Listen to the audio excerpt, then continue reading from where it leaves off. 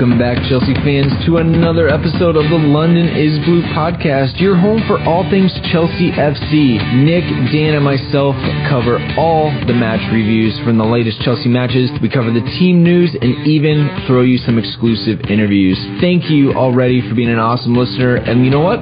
Let's jump right in.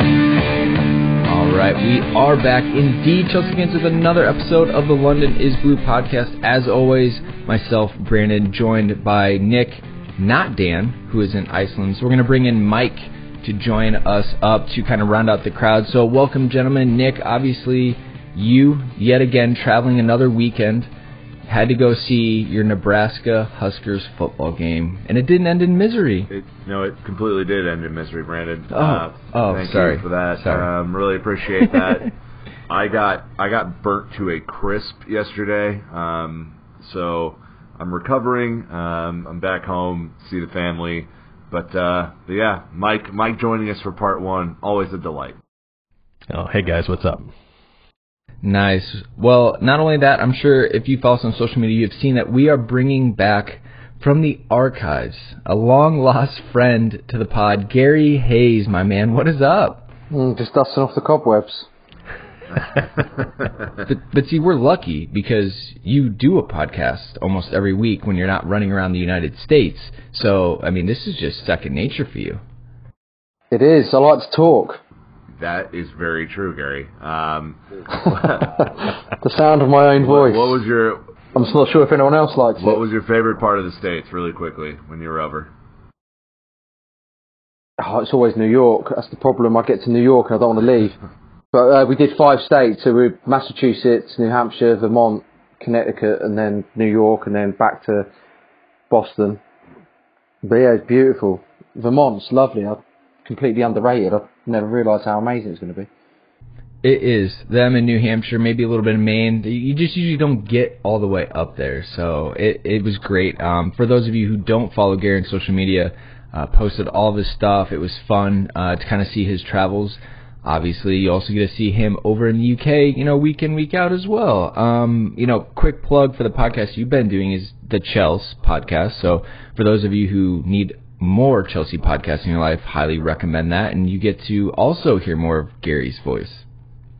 Yeah, it's a good show as well, actually. It's a bit light-hearted. We don't get too serious. I went on there first time 3 years ago as a guest, and then I've just never left.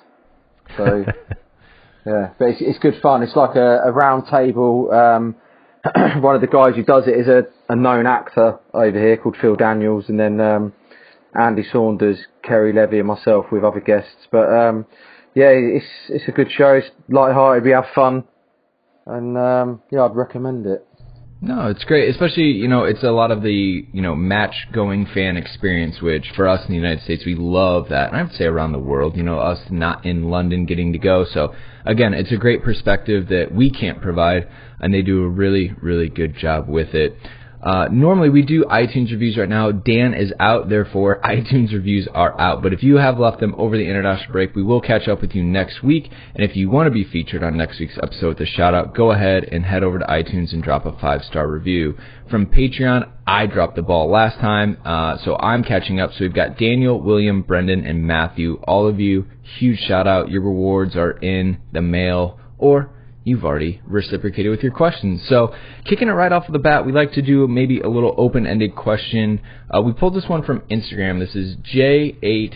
Well, it's Jacob Soccer with the letter 8. And he says, should I be thinking about our title chances? It's early, but damn, we look dominant today. Nick, it is a slippery slope as a fan not to get too excited this early.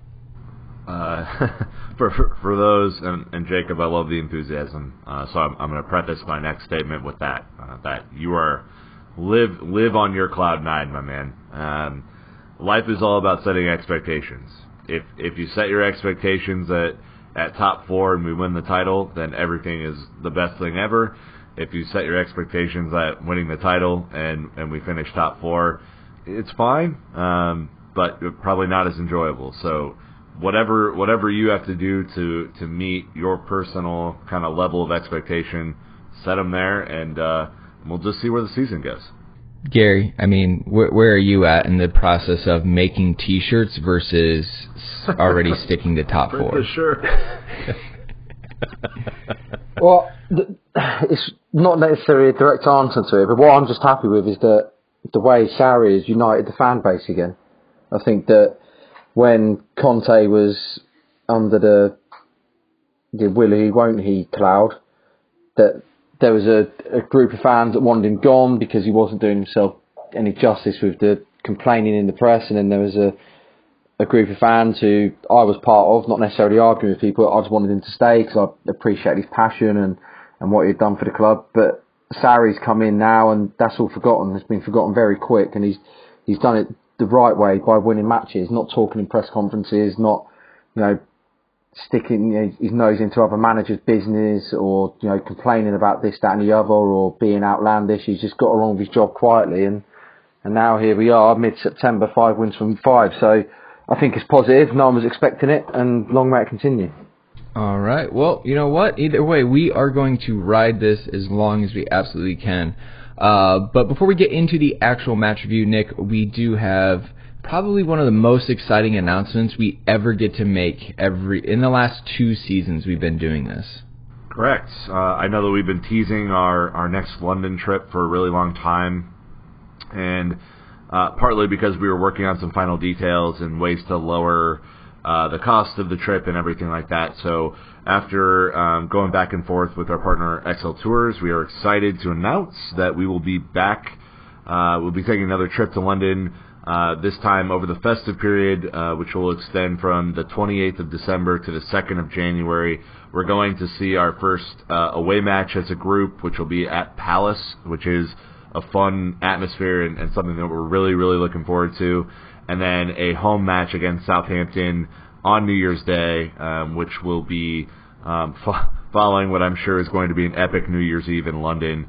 We wanted to do this over the festive period so that people had time to not only look at their own personal vacation schedules, but it's a brilliant time in London. I'm sure Garry can attest that it's one of the best cities to celebrate the New Year in.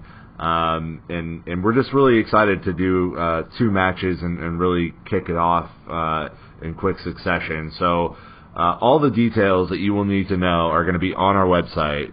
Our website is londonisbluepodcast.com. You can click on our homepage and you'll find all the details there. Special shout outs for XL Tours for making sure they put all this together for us. We really appreciate them. There will be options for a payment plan if there is too much, if the expense is too much for kind of a lump sum for you. You can pay it off throughout the remainder of the fall. There will be an option if you or a person that would like to gift this trip to one of your family members or one of your friends for the holidays. There's that option. And if, as always, if there are special requests that you have, you want to see another match while you're over there, if you want to think about doing a special New Year's Eve celebration, somewhere in London, please just DM us on Twitter or Instagram or email us, contact@londonisbluepodcast.com, and we will route that through XL Tours. They've been really great to work with on some of those special requests, Brandon. So, I just wanted to really take this moment to say we're doing it, and we're really excited.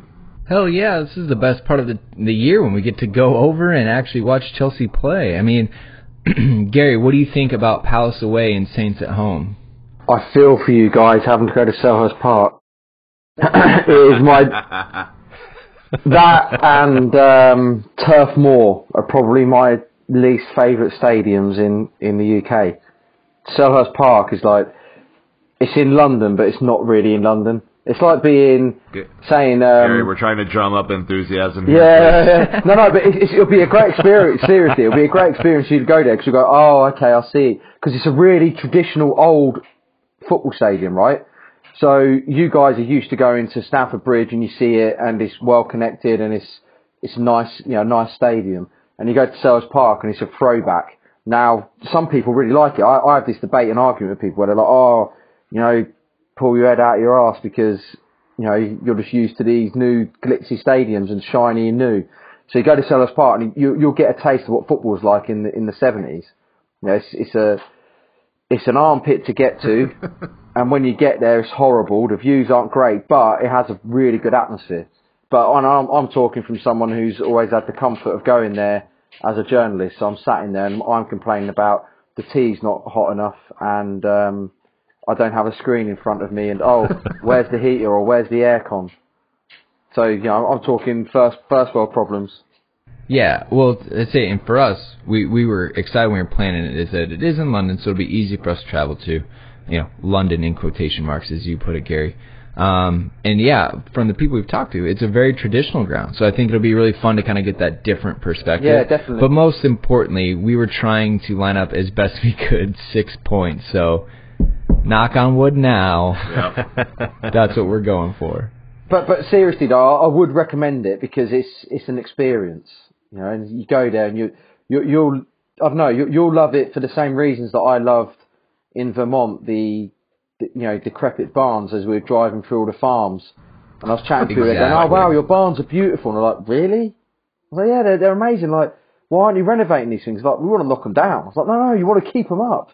And yeah, but that's the feeling you'll have a sales party. You'll turn up and we're going, "Yeah, knock it down. It's a dive." And you're like, "No, keep it. It's like a picture book of history, Good. All right. Well, more information on the trip to come, but let us get into the meat of the episode. So we have the Cardiff City match review. It was a Premier League match at Stamford Bridge this past Saturday, September 15th. Blues 4, Bluebirds 1. Correct score predictions, not Nick, but... It's really weird that you would bring it up first this time instead of... Thank God. Not giving me my credit the last 2 weeks, but hey, we can't all be right. At 3-1, were you guys shitting at Rick? Were you guys actually... You saw the text threads. Yes. Yeah. I was praying to the soccer gods for another goal. The ego that we would have had would have been... I would have been rolling into this podcast today just ready to roll, just smiling from ear to ear. Yeah, so Gary, Nick has correctly predicted the last 2 matches, which is a massive fluke. So it's over. On Facebook, we had Stephen, Daniel, and Yato. On Instagram, we had Andrew_Silverman at Mr_Pupsick_022 and at JT. So congrats to all of you, and on to the lineup. Now, this is what Dan normally does, so Mike, as Dan's fill-in, you get the lineup. Oh, boy. Shoot. No, this is great. So pretty much a pretty same lineup. We were looking at Kepa in the back. Our back four the same with Rudiger, his partner Luiz, Aspi, and of course the beautiful Marcus Alonso. In midfield, we stayed the same with Jorginho and Conte, of course, with some Mateo Kovacic. And then the big changes up top would be World Cup winner Olivier Giroud, along with his buddy Pedro, who was making his 100th appearance, and of course Eden Hazard. It was pretty much the exact same, like I said. The big change, Gary, going into this was all of the discussion. Giroud scored midweek. We'll get into that a little bit. Him coming in from Morata. The idea was that even though Warnock said that they're going to have a go for it, we assumed that they would defend deep in their block 8, and that is kind of what they did. And so with Giroud, you knew you were going to get a different style, but he seemed to effortlessly plug right in. No concerns about the lineup here. No, what I like about Giroud is how selfless he is, and you can see that Hazard got his hat-trick yesterday through no coincidence that Giroud was playing. Like even for the second, I know he gets a wicked deflection, but the link-up play of Giroud, and we saw it last year. I don't know if you remember, like when we played West Brom and Giroud made that lovely little layoff for Hazard to score in that match as well. And I just think that a game like that, Morata, when Giroud gets the ball on the edge of the area there, Morata's going to be looking to roll the defender and go for goal himself, whereas Giroud knows he's there as like a token point, a counter point that the other two, the inside forwards are going to play off. I think that's why maybe he hasn't got the goals record that people, when they want to criticise him, whereas I think there's a lot more to what he does than just scoring goals. And then you see Hazard, these comments after saying he's the best target man in the Premier League, and I think when he plays like he did yesterday, it's hard to argue with. Yeah. Oh, without a doubt. And I know that, all you have to do is look back to the World Cup run France had and the fact that he didn't score, but yet he was so crucial and, played every single match essentially full of on. Stat-wise, Chelsea back up with 76% possession, 18 shots, 7 on target, 910 touches. Didn't break the 1,000 touch mark this time, but again, over 760 passes. The way that all turned out was we had 5 goals to talk about. So Nick, right off the bat, unfortunately, it was the 16th minute. Sol Bamba assists Sean Morrison for the Bluebirds. Interesting here from Polycrack on Instagram. Nick, he says, not a question, but what I loved about this team as opposed to last year is that when they get hit in the mouth, they have the ability to strike back. They always look like they have multiple goals in them. Were you concerned when we conceded first yesterday? I was not concerned because annoyed? I was very annoyed because it was a crap set piece to give up, and there was just no marking. So what I thought was that Bamba initially was offside. I think it was debatable, but it didn't look like it upon further review. And to be honest, like, that's the way that Cardiff is going to have to play in the Premier League. They are really, really bad. I can't, like, they're not even, up to like a Bournemouth standard, where I think you saw Bournemouth have a couple of clear-cut chances against Chelsea. Cardiff didn't really offer a ton to the game, and I don't know what you thought about this goal, Gary, but it was more annoying than anything. Yeah, I saw one of the questions that came through when you put it out. Someone was asking if Kepa was at fault for the goal, and I was like, really? It's like Bamba's smacked it from 6 yards out, and you're questioning the goalkeeper's reflexes. I think it was surprising to see that it was Jorginho who was actually marking Bamba in that situation, where you can't be critical of him because he's coming up against a bigger and better player in that scenario. So you look in, you think there needs to be better communication at the back, that someone like Bamba's being picked up by either Rudiger or David Luiz. But it's just stuff like that it's frustrating, but it's where you expect this team to be right now, where in open play they look okay, but it's at set pieces where the organisation isn't quite there. And I think that when you've got a team that's in an evolution like this Chelsea side is, that you expect to see those mistakes happen. But thankfully, at the moment, it's just only a couple of games.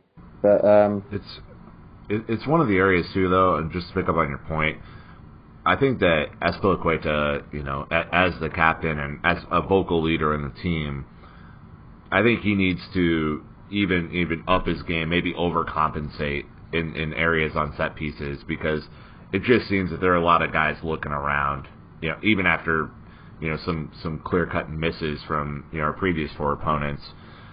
So that would be an area where I think I love Azpi to death, and he's my pick for captain. But I think it would just in this early on period, probably until November, December, he needs to be over communicative about who's man, who has who, and just to be sure that everyone kind of knows their role.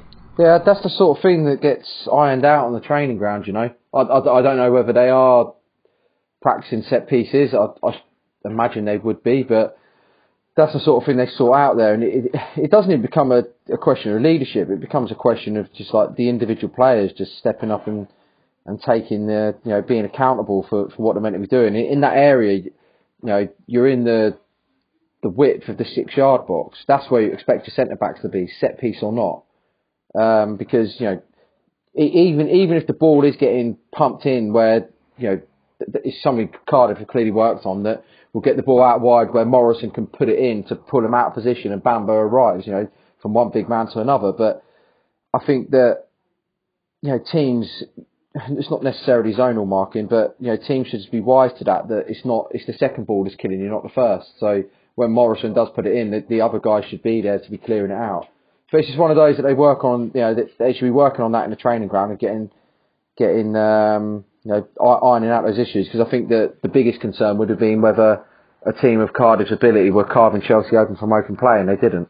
Yeah, exactly. I was going to say just one thing. I think where people are asking, should we be looking at winning the title? I think this is the one area that's going to make the difference where we finish in the season, because against better teams, we may concede in the run of play. And then if we give up a crap goal on set pieces, I think it's going to be it much harder for us to pull out wins against, a Tottenham or a Liverpool, where we might not score as many goals. So I feel like I would like to see us get rid of the zonal marking and go back to a man mark.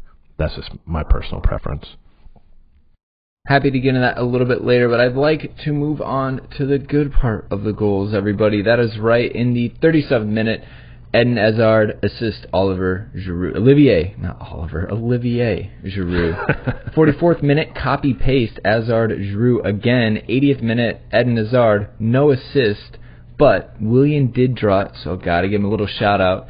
And then finally, pushing it down to the 88th minute, Willian assist none. At least that's what the Premier League put, to which Marcos Alonso responded on Twitter with the questionable face saying, first time I got called none. And that was from the official Fantasy Premier League account of the Premier League. I'm not happy about that. That cost me points this week. Me too. Didn't get the clean sheet. Didn't get the assist.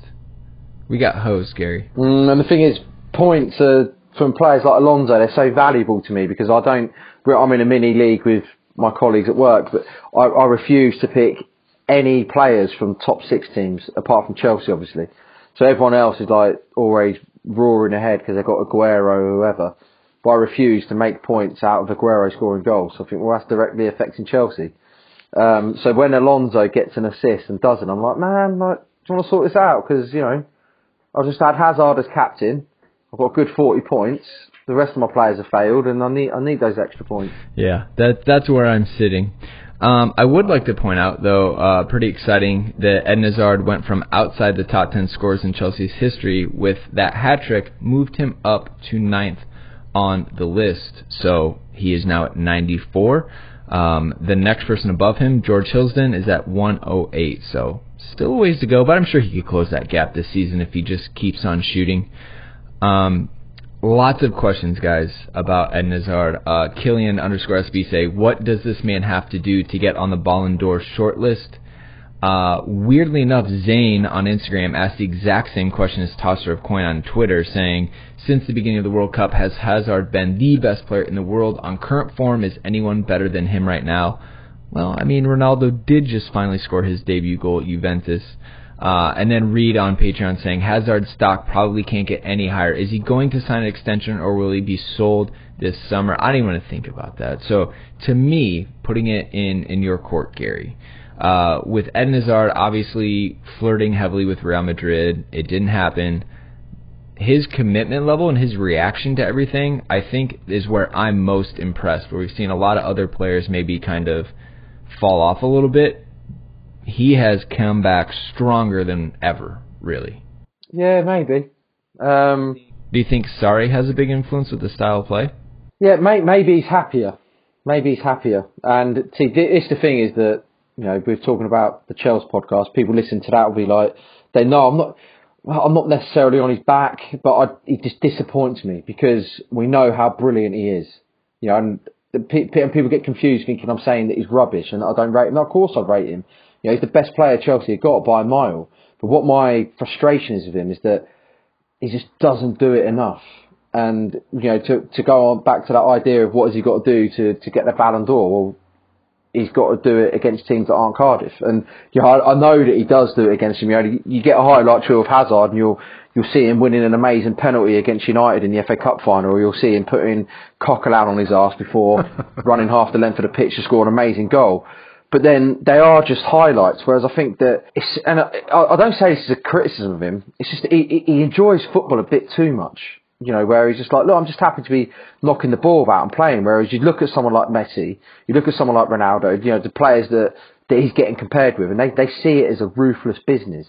They're there because they want to be winning everything. And I think the Hazard, he wants to win it, but he's sort of like, but if I don't win, I'm not too bothered because I've had fun in the meantime, and I think that he's not ruthless enough, and you can see that with obviously yesterday being an exception in that he scored a hat-trick and he did the sort of things that, especially when I saw the first goal, I was like, that's what you need to be doing, like getting the ball, skipping past that player, you see the shot and you take it, and you took it early, which didn't give the goalkeeper much time to set himself, and he picked out the bottom corner perfectly.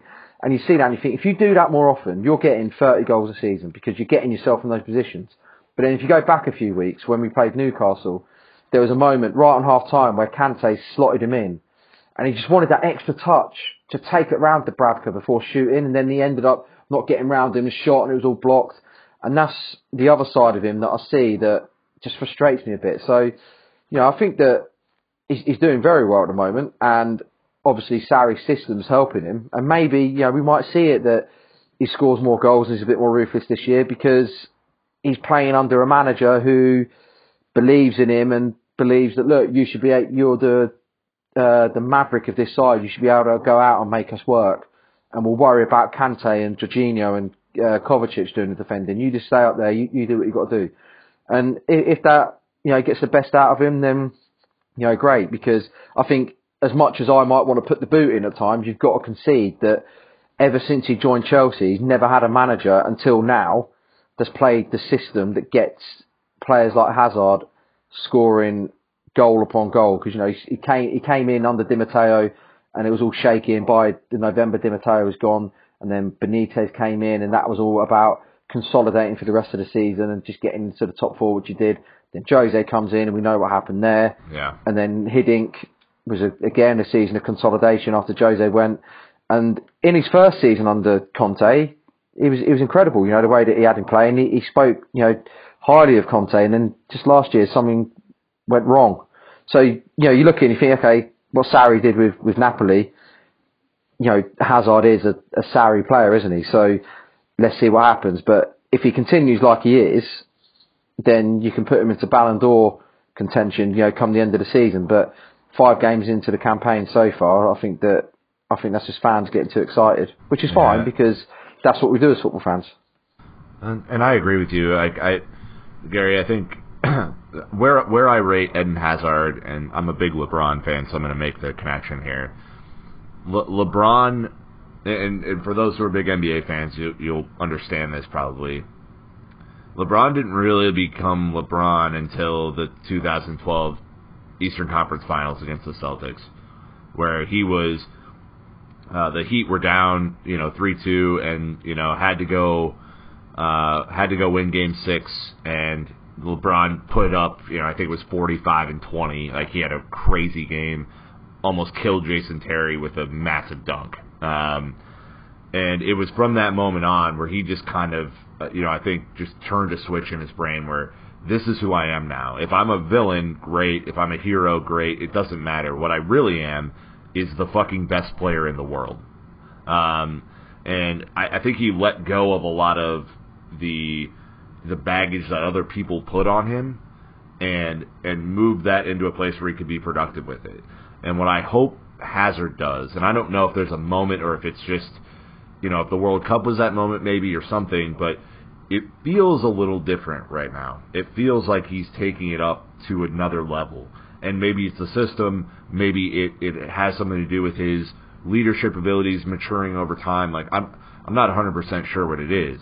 But I think there's a moment where if he really truly has ambition, and I'm not the person to put this on him, but if he does internally have the ambition to be the best player in the world, he has another level to get to be on the Ballon d'Or shortlist.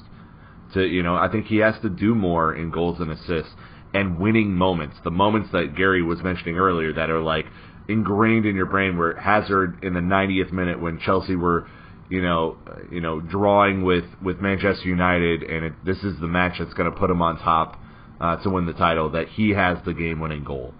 I think those are the moments where then you can definitively say he's the best player in the world, kind of combining all those things, because that's what Ronaldo and that's what Messi and that's what even Neymar at times have done in their career. And I think that he's not only a player who enjoys the beautiful game and would rather assist than score, and at least to me it seems, but he's a guy who just really wants to be at least loved, and I think he has to get that part out of his brain and just start being ruthless. Mike, I don't know how you feel about it. I think I would have to pretty much agree with both of you. There's a little bit of me that I'm not a fan of the who's the best player in the world conversation, because I feel a little bit it's just all about one fan base trying to say we have the best player. But I agree. I mean, if Eden wants to win if we want to consider him for the Ballon d'Or, he needs to basically score in every game, just like, a Messi and Ronaldo and players who are at that level. I think he can do it. And you're right.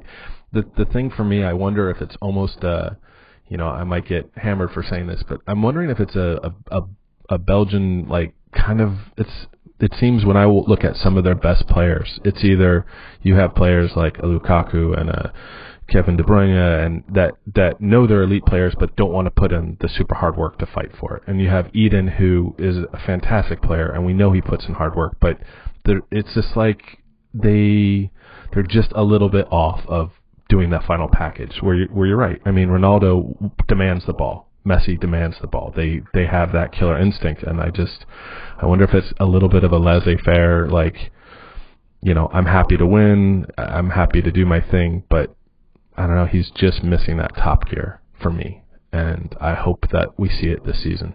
Could I just say one more thing on it, is that this is the cynic in me, and part of me just thinks, okay, you see the way he's playing now, is it a case of Madrid didn't fight for him enough this year? So he's just thinking, or whether it's a conversation that they had with Madrid where they said, we're not still convinced you can do it, go and show us you can do it, and now he's gone, right, I'm going to show Madrid that I should be playing for him. Bang, I'm going to do it this year. And Chelsea benefit, of course they do, if he plays like he does, but then it's a case of with him saying, look, I'm going to put myself in the shop window to convince you next summer you spend 150 million on me because I'm worth it. You think so? I really think it's tactics. I think that he's played under managers that have been so, I think there's a difference when Jorginho and Mateo are behind you, feeding you the ball, and you have Giroud also setting up play, as opposed to like a Matic and other players who were just so defensive and in my opinion, offensively poor. Yeah, maybe. Like I was saying, it's not a theory that I'm holding myself to, but I'm just looking, I think, okay, there is just a nagging little bit at the back of my mind thinking, you flirted with Madrid this much, are you trying to prove a point now? But like I say, if he does prove a point, Chelsea win anyway, because they get a great season out of it. If he signs the contract, but he has to sign but even if he doesn't sign the contract, is that he's still got 2 years on his deal. So Chelsea could say, no, we're going to do what United did with Sanchez, and we're just going to hold you to ransom, and we're not going to let you go. Because the thing is that he's 27. When he comes to leave, he'll be nearly 29. Now, in terms of the end of his contract. So you look at it then, you think, is someone going to offer him a big contract, like Madrid or someone? Or are they going to look at it thinking, well, we're only going to get 3 years out of this guy? So you don't know. So Chelsea sort of still hold the power because the contract's running down. But at the same time, it's not like he's 24 and he's got 2 years left on his contract. He's 27 with 2 years left. And when he gets to 29, that conversation changes. The sort of clubs looking at him will change. Madrid would probably go for him to get 3 years out of him, but he's not going to be the star maybe that he thought he would be in Madrid, because they're going to want to get a player who's 24, 25, who's going to be peaking while he's at Madrid. Whereas when he goes there at nearly 29, he's going to be on the wrong side of his peak. So you just don't know. It's one of those that obviously as time goes, we're going to see it play out, and it could go anyway, and there's going to be all sorts of theories and beliefs. But at the moment, I'm just trying to enjoy him in the here and now, and just think, you know what, we'll worry about next summer, because as fans, we've been put through so much angst, arguing amongst ourselves, seeing what's gone on with the club, being disappointed in the way the club's been run at times. And I just think, you know what, let's just enjoy what we're seeing from the guy. Whether he's Ballon d'Or or not, I don't care, because to me anyway, I don't put any value on stuff like that. I see it, I've seen it from the inside, I know what that is. And I just look at it and think, yeah, whatever. I don't play FIFA, so I'm not bothered about his stats. Well, there's your problem. Yeah. That's your problem, Gary. Yeah. And I will quickly say, I don't think he had, at least from what we've seen in 6 years of him, I don't think he's a cynic. I don't think that he would suit up for Chelsea thinking about Real Madrid. I think he is a much better guy than maybe some other players, and I give him the benefit of the doubt from a personality standpoint, because we haven't seen anything else from him to this point that would suggest that. His name is Courtois. The other players you were naming. I thought we were not going to name names on this podcast anymore. To name names when it's appropriate. All right, I'm going to move this on a little bit. Yes, this is the Eden Hazard Appreciation Podcast, but it's hard not to be. You can't blame us. But Nick, we did get a question from Tom on Patreon saying, we saw Giroud get the start and the full 90 minutes yesterday. I know Morata hasn't been great, but this still kind of shocked me. Do we expect to see this moving forward? Olivier held up the ball, opened up space and for Hazard and others beautifully the whole game. I'm not sure I'd go back to Morata unless he blows away Sarri in training or in some game minutes. But to me, Nick, one, it's World Cup winner Olivier Giroud, Tom. And two, we're about to have a Europa League game this Thursday. We haven't seen the rotation policy from Sarri yet, so keeping that in mind, let's not dwell too much on Morata. I'm assuming he's going to play Thursday. Olivier Giroud just brought the juice today in this match. He did. And you, I don't know, at least from the first 4 games and then looking at it yesterday, the offensive flow looked a lot more in sync and effortless with Giroud as our target forward. That's not saying that Morata's not going to come good. It's just against a really defensive team that's compact, Olivier Giroud gives you something that Morata doesn't. And this wouldn't be the first team in history that has 2 strikers with 2 different sets of skills used in 2 different situations. You know, when we play Arsenal again or some team who wants to employ a high line, Morata would definitely be your preferred option because he's able to make runs in behind that I haven't seen enough from Giroud to conclusively say that he could do the same thing. So I think Giroud is my preference at this point, but I'm certainly not giving up on Morata just because Giroud had a good game. I think Morata has a huge role to play in the season. And by the way, we only have 2 strikers. So, like, the odds that they both see really good minutes this season are huge. And I just, you know, I think there are a lot of people who just are so desperate to write off Morata because he hasn't done exactly what they hoped he would do to this point.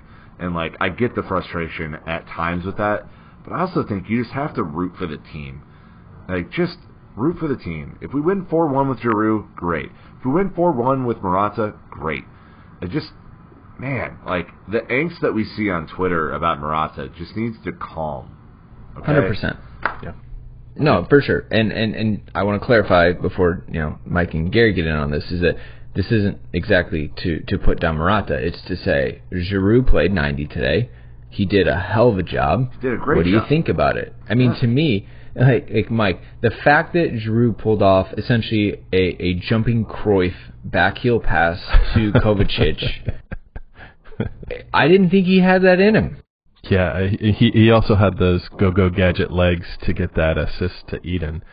Yeah, I mean, I'm with you guys. I think personally, being a little bit older than some of the people watching this, I think FIFA and stats have corrupted people's vision and expectations of the game. And it makes someone like, you know, Messi and Ronaldo look amazing because they can score all the time. And I think you lose the appreciation of certain players, the impact of what they have in the game.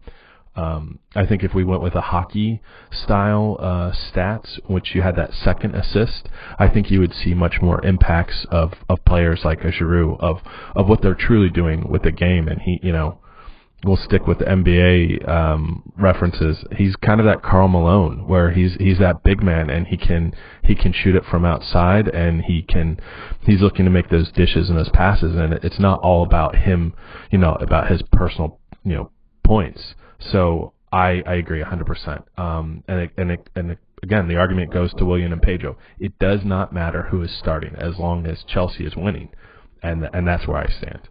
So I'm ecstatic to see him playing, and I'm excited to see Morata. You know, with the new competitions opening up, it's going to be great to see both of them playing each week. Anything surprise you about Giroud, or I don't know, the fact that he played all 90 minutes to you, Gary? I mean, usually Sarri is really good about kind of rotating some of those players towards the end of the match. Yeah, but with Giroud, what surprised me is I don't know whether it's because it was ignorance because he played for Arsenal, or whether it was because I didn't see Arsenal enough to have a proper opinion on him. But since he joined us in January, I've just been completely surprised by the sort of player he is, and I think he's playing better for us than he did ever at Arsenal because we play to his strengths. But yeah, I'm not surprised the fact that he played 90 yesterday, because he hasn't really played a lot for us this season. So And I think, Sarri's still getting a look at this side. He's still getting a feel for players. And Giroud came back late from the World Cup, obviously, and he had Morata for, the whole pre-season. So he knows what Morata's about, and he's trying to get a look at Giroud and playing him against Cardiff as a target man, where we know, coming up against big, burly defenders isn't really Morata's game because he goes down too easy and he gets upset. Whereas yesterday required puffed out chests and being a bit dirty yourself against them, which isn't Morata's forte, is it? So I'm not surprised he played the full 90. It just remains to be seen what happens on Thursday now, because is Morata going to be demoted to play in Europa League, which means Giroud will come in against West Ham as well. Yeah. Do you think he'll come in at West Ham, or do you think he'll come in Thursday against who? Giroud? PAOK. So that no, I'm sorry. But Morata, that's what I'm saying. If he plays on Thursday, that's him done for Sunday, because he's not going to play. Yeah, because it's too short of a turnaround. Yeah, exactly. And they're flying to Greece as well, which isn't necessarily on our doorstep. So granted, it's not flying East Coast to West Coast, but it's still a little bit of a trip. Yes, but just go back to the point. I forget who just made that point, but I'm just happy Chelsea have got two strikers who can do a job. Oh yeah. And I don't care who plays, so long as they're putting the ball in the back of the net or they're assisting players to get the ball in the back of the net. It doesn't matter. The favourite players at Chelsea or any club that you support should be the players who are scoring and performing. To steal one from Dan Silves right now, guys, it's simple. You're 5 for 5. Like, we're not here to nitpick and to break it all down. Like, we're here to ride the wave while we can. Love Eden Hazard's comments on Olivier Giroud, saying he is the best in the world at what he does in terms of being a hold-up striker. That's just always a great partnership to have. And, I think that the more Eden talks about Olivier fitting his style, I feel like the more minutes he's going to get as far as, Sarri's concerned. Speaking of more depth, it looks like Willian is refusing to just go away and give up like a lot of people on social media have told him to do after Pedro's really great start to the season. Personally, I actually think Maurizio can get away with rotating Pedro and Willian pretty much interchangeably this season, especially if we have others who are able to score, obviously like today. I know Chelsea didn't sign a lot of players this summer, but Gary, I actually think that the depth this team has is significantly better than we've had the last two seasons under Conte. Again, not saying it's because of signings necessarily. I just, for whatever reason, with four at the back, having so many center backs, I know we don't have a lot of outside back depth like we thought we would because Emerson's kind of been in and out. Yeah. Anyways, the exception being the fact that we only have two strikers. To me, it just seems like every time we go to the bench, we can bring in really, really strong players to affect a game, especially when we've been running a team, ragged for the first 60 minutes. Yeah, I think so. I think what it is as well, though, is that it's just the way the manager's using the players. So suddenly you see them and think, oh, I didn't realise he could play like that, or that he could play this role. And it's sort of like when Conte came in that first season where we only signed 3 players that summer, I think. It was Kante, Batshuayi, and one other. David Luiz, yeah. Oh, yeah, sorry, of course, Alonso as well. So it's 4 players, really, that came in as first-team players. And it was just suddenly that Conte went to a 3-man defence, and you just saw this depth that we didn't realise was there. And now you're seeing just the way that Sarri's got things going now, that you're suddenly seeing that there's, Barkley can play a role, Kovacic can play a role, and it's a cliche, but Barkley is a new signing because I know we got him in January, but he wasn't fit. So he's come in, so that's 2 new players you've got in that area, and I just think that the way he's utilising that squad is probably beneficial for it in that sense. So I think there's depth, but I don't think there's depth in the way that Chelsea want immediately in terms of they're going to have a sustained title challenge. You look at the City squad, you look at Liverpool, maybe Spurs to a point, United, they've probably got bigger squads. I just think that the starting 11 at Chelsea is far more functional than we were expecting at this point. But I think throughout the season, like what we've got now, 6 games between now and the October international break, that's when it's going to be tested, and we'll see how good that depth is. Yeah, for sure. Speaking of... Go for it, Mike. Speaking of depth, and I definitely rate Barkley, and I look forward to seeing how he plays this season. But Mateo going out, in the 50th, 60th minute, the game changed, and I think it was interesting to see the impact that he has on the game along with Jorginho. We definitely kept less possession, and it kind of just changed the dynamic. So I think it's interesting to see how as we're changing things up and how we're slotting things.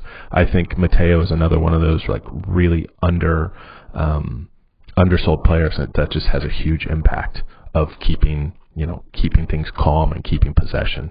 So that'll be interesting to see. I know Sarri said it's a minor injury, but I definitely think we need to keep him healthy throughout the season. Nick, from your perspective, we did get a question on Instagram from JKT10890 saying, I feel like none of the this person versus this person competitions are even close except for one, the Willian versus Pedro. They say that Kovacic versus Barkley is easy, I'm assuming in favor of Kovacic. Giroud Morata is obvious, again assuming Giroud to them, but they can't figure out who needs to start on the right wing. They both bring something different. What do you guys think? So I know I kind of teed it up that way, but are all of those like that obvious to you, or do you feel like, you remember when we interviewed Joe Cole and he talked about, and I asked him what really helped you guys push on from being a good team or a good team in England to a great team in Europe, and he was saying it was all the competition within the squad and pushing each other to get better. I feel like the levels are a lot closer and people really have to fight for their spots, and Sarri's kind of giving guys chances like Barkley, I'll give you minutes, Ruben, I'll give you some minutes, Willian, Pedro, I'll give you some minutes, Giroud, Morata, the same thing. It's almost like he's really creating these kind of battles amongst the players to prove, who is the best and ideally bringing quality out of them. That's the whole point, right? Joe Cole was referencing not only himself back in the mid-2000s, but also, Frank. So they brought in Michael Ballack and Michael Essien, and there was already Claude Makelele there, and there was, all of these midfielders who, Frank had to be thinking, what the hell? I'm already doing a good job. You're still bringing in, the Bison, to compete and to play alongside, So I think that does make a lot of difference. I think the only one of those three that's obvious to me is Kovacic, who is outstanding. I don't think Barkley necessarily has the same skill set as Kovacic. I think they're two different players. But, Barkley wouldn't see the field, in a normal match if it wasn't, for Kovacic being out injured. I think there's just a significant gap there. Giroud Morata is a situationally dependent scenario to me. I think from a stylistic standpoint, I prefer Giroud, but I'm also not writing off Morata. Again, I think that, against different styles of play, they're both going to be effective. And then William v. Pedro, I think, is the one that everyone's looking to see if there's like a firm decision made. And if I'm Maurizio Sarri, I'm not making a firm decision this year. I want both of them to be engaged, and I want both of them to feel like they have a chance to start every week. And, right now I think Pedro probably has a slight edge, but, you can see what William can do cutting in. And man, I mean, it's not as if either one is significantly ahead of the other. So I think Pedro is my choice for right now, but, I mean, that can change week to week, Mike. Yeah, I would agree. I think between Pedro and Willian, to me, it almost seems who's the player who's coming on, because one player is doing all the hard work and the other one's kind of drafting in and coming in, later in the second half and usually getting that goal. So I think super healthy competition between both of them and them duking it out, it only helps us. And I would just like to see them almost rotate game to game, and to me, I don't really. I know people will slate Willian a little bit, and Pedro's a little bit more ready to shoot, but I do think that Willian's pace and sometimes his whipping crosses in and being a little bit more looking for the assist helps us as well. So I couldn't differentiate between the two, and I'm happy when either one of them are on the scoreboard. Everyone brings a little something different to the table, which it's been great to watch this season too. All right, well, let's go ahead and wrap this one up. Garry, is there anything that you noticed while watching this match that maybe we haven't touched on, or even something holistically as we've come back from the international break, which is obviously the worst time, and it's just overflowed with joy having Chelsea back? Yeah, it's not specifically from anything just recent, but I don't want to interrupt people as they were talking. But my view on Barkley, just to go back to that debate, you can just see, like you say, that Kovacic is a step up. Just the way that he moves the ball, which is what's so important in this Sarri system. Is, you know, I was chatting about it again to plug the Chelsea podcast, but I was chatting about it just last week, saying that I think that as time goes by, you might see Kante edged out of his side because he's being asked to play a different role. And then someone said, oh, but what about when we have to see results out? I was like, well, the way Chelsea will start seeing results out is they'll just stop the other team having the ball, which is the way they play football now. But just to go back to Barkley, is that I think we're asking to play a role that he's not suited to. He's used to playing further forward and impacting the game. You see what he did at Everton, where he was always the player that was not necessarily linking play, but he would be bursting through to get onto through balls. And I think that you're talking about, you know, Pedro and Willian. I wrote a piece about them for The Athletic just recently, actually, to plug that as well. So I'm plugging everything at the moment. But I just think that Barkley could be that fourth attacker. You know, and I'm not saying that he gets in ahead of Pedro or Willian or Hazard, but I just think that his future in this team should be further up the pitch. Because that's what he's better at. He's better at, you know, bursting through and, you know, making that impact in that area. Whereas when he's having to sit a bit deeper, he's having to move the ball a lot more, which isn't really his forte. It's not his strength. That's not how he's played football before. Whereas Kovacic has done that. That's what his game is. And I think, you know, you look at the way Jorginho does it. Barkley just is trying, and he's not doing too bad at it either. But that's just not his role. In the same way that Kante isn't this midfielder that plays on the right side of a three and has to get forward. You know, he's normally there sweeping up and starting things in the way that Jorginho is, but obviously not in the same manner. So I just think, you know, Barkley maybe moving him forward a bit more and giving him that opportunity there. So I do remember your discussion on the Chelsea about this. So in 2 minutes, can you overview for our listeners that you think Kante may get edged out nothing because of his quality, just because it's like asking a center back to play left wing, essentially. It's just not his role. But I can't remember, like, so who's your third choice to come in and round out that midfield? Ruben. Because then what you've got is you've got a better balance in that midfield. And I think that Kante's great against Cardiff and teams that aren't really going to challenge Chelsea and ask questions of them. But when you come into play City, Liverpool, Spurs, United, Arsenal, well, actually rule out Arsenal, but, you know, yeah. Any anti-Arsenal sentiment on this podcast is well received. Trust me, you do not understand the resentment I have for that club.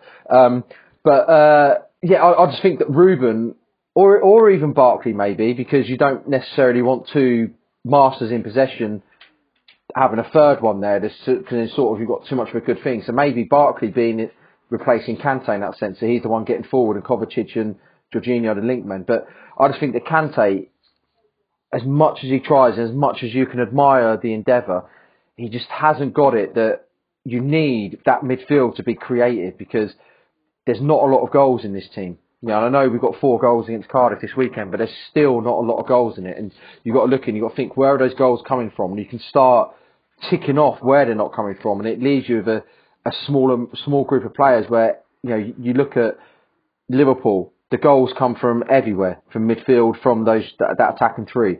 With City, same thing.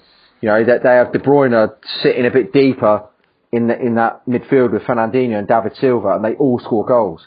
And Kante just doesn't, and he's not creative enough. You're asking, you know, it's almost like what happened to go back, like, 14 years now, when Jose first came in. William Gallas and John Terry were the partnership that got Chelsea to a Champions League quarter-final the year before. They'd finished runners-up in the league under Ranieri, you know, before, you know, in Roman's first season. And Jose came in, he brought his man with him, and that man was Carvalho. And that didn't mean that Gallas was a bad defender. It just meant that Jose wanted the man he trusted to play a certain way, and it forced Gallas to play left back. And Gallas did, you know, great. He you know, he didn't let himself down, but he just still wasn't Ashley Cole. And when Ashley Cole came in, he replaced Wayne Bridge and Gallas, and because obviously Gallas went to Arsenal. But I'm just looking, I think that Kante is almost like a victim of circumstance in that, not right now, but maybe moving forward, because Sarri's come in, he's brought his boy with him, and his boy is Jorginho. And you look at the way Jorginho plays football, and you're like, okay, look, you can't argue with that. But then what are you going to do with this guy that's exceptional at what he does? And it's almost like just forcing him in the team because he's Kante in the way that Jose did with Gallas. I'll play you at left back because I want to get you in my team, but you're not going to play ahead of Carvalho, and you're certainly not going to be ahead of John Terry. So maybe, it could be I'm overthinking it, but I was looking at and think, maybe Kante is going to have to really significantly improve what he does going forward in order to survive in this side. Otherwise, next summer, I think that Chelsea might just make some good money on him. That's a crazy thing to think of, especially with how much Ruben would still have to, kind of step up into that role. And I feel bad for him. It's the same thing every manager. He needs to improve tactically. He needs better awareness, and that's what Sarri's saying. But let's assume like Ruben was good to go and slots in. Like you're asking someone who's played a half a season at Palace to come replace World Cup winning N'Golo Kante. But that's it. He's not replacing World Cup winning N'Golo Kante in the position that World Cup winning N'Golo Kante plays. Right. But I'm just saying. That's what I'm saying.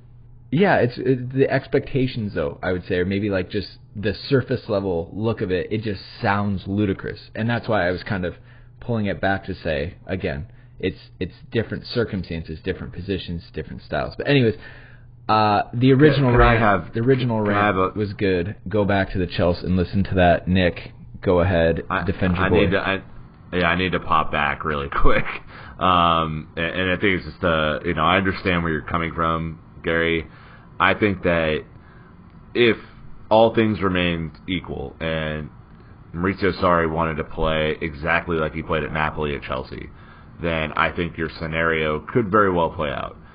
I do not think that that's going to happen, and we have a question in part 2 that's going to ask like the differences between what you think Sarri's Napoli and Sarri's Chelsea are going to be, and I think that having a player like N'Golo Kante, even if he's not doing the goal-scoring, assisting side of the game, someone who can run around and win the ball high up and turn the ball over to a more, competent, qualified assister like Kovacic or Alonso or Eden Hazard or Pedro, whoever. There are 5 options I just named off that can do that job, but none of those players are going to do the winning the ball back job that N'Golo Kante can do higher up the pitch. And if it looks awkward for a little bit, I'm okay with it because I just simply think he's one of the best, most irreplaceable players in the world. And I think that Sarri's system is probably going to adapt to make sure that he and his strengths are helping the team in maybe a slightly different way. So that's my only pushback.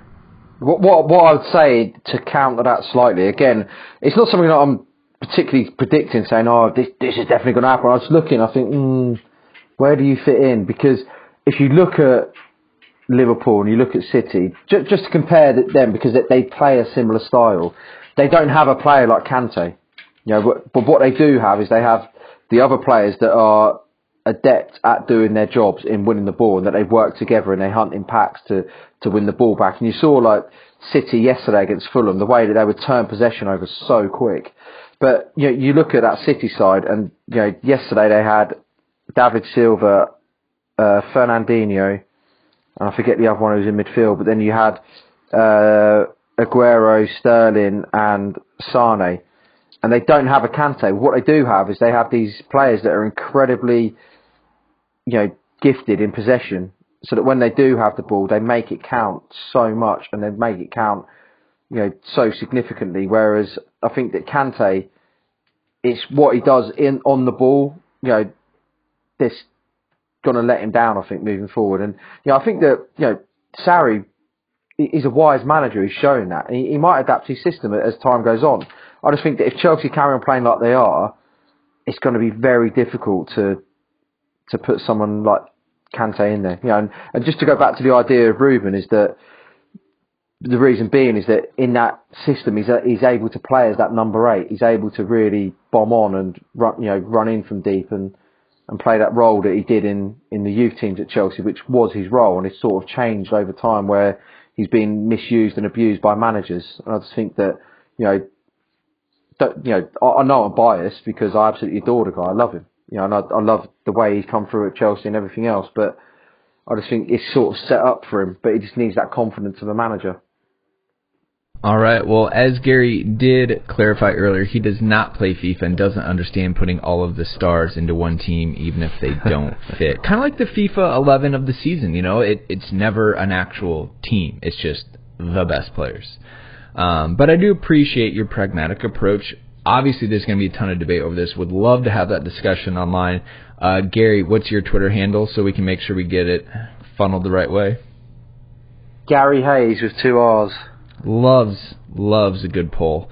All right. Well, here's our man of the match poll. Dan did it from Iceland. I don't understand what he was doing, so I'm just going to put it out there. He spelled out Eden, E-D-E-N, as the options, and he went, as you would probably guess, the first E won because we're lazy, and then it literally went down. D got 17, E got 13, N got 10%. And then that's how that ended up. So thanks, Dan, for trolling us from Iceland.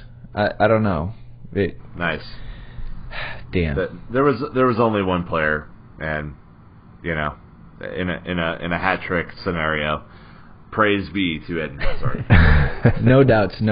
All right. Before we end this episode, I do want to run through the top 4. It is Chelsea at the top, 5 wins, no losses, no draws, 14 goals for, 4 against with a plus 10 goal difference. Taking on West Ham next Saturday in the Premier League, obviously Europa League before that. Liverpool dropped to second, also undefeated, but only a plus 9 goal difference, which to me, I think that's a huge accomplishment. With Liverpool and City as much firepower and attacking as they go, City in third place on plus 11 goal difference, that puts us right in the mix. I think that's a huge sign of positivity. Obviously, Watford dropping to 4th with 4 matches won and a loss, finally, at the hands of United at the weekend. So, anyways, you've got Tottenham at 6th, Arsenal 7th, United at 8th. That kind of brings all the big teams up out of the bottom of the table, unlike last week. So, we'll kind of see how things continue to shake out. But, 5 wins from 5 matches played. Ladies and gentlemen, cannot be too upset with that. So with that being said, Chelsea fans, we're going to wrap it up. Garry, again, thank you so much for jumping on the pod. It's been far too long. We really are looking forward to hopefully getting to meet up when we're over in London kind of at the new year. Yeah, I just won't be at Palace. That's fair. See you at the bridge. We get it, Garry. We get it. Yeah, I've got PTSD from going there. That's understandable. The party effect still lingers. It's just the. Well, actually, you know what? Just to blow my own trumpet slightly, one of my best things as a journalist happened at Palace, though. That's what I will say, because it was when Chelsea were on their run of victories under Conte in the first season, when he was always going on about being a tailor, and that's when I said, "Oh, does that make you the Armani of managers?" And that's when right. we got that laugh, and that video went viral, and Conte and I had a good little laugh and joke about it. So I will say that about Palace. It's just that in the press box, their tea and food isn't great, which is the way I rate football stadiums now. Totally understandable. Also, again, follow Garry at The Athletic. Do you just go to the general website there, or do you have your own special handle section? You just go onto the app, pay your subscription, which is on pay to say, and then you can just search my name on there, or if you go under Chelsea, I'll be there. Perfect. And then the Chelsea podcast, obviously, even though he's not on the staff, but just a guest that never leaves. I know. I think they need to put me on the staff, don't they? 3 years down the line, I think they're taking advantage. You put your time in. Dan and Nick, as always, thank you, gentlemen, so much for being on.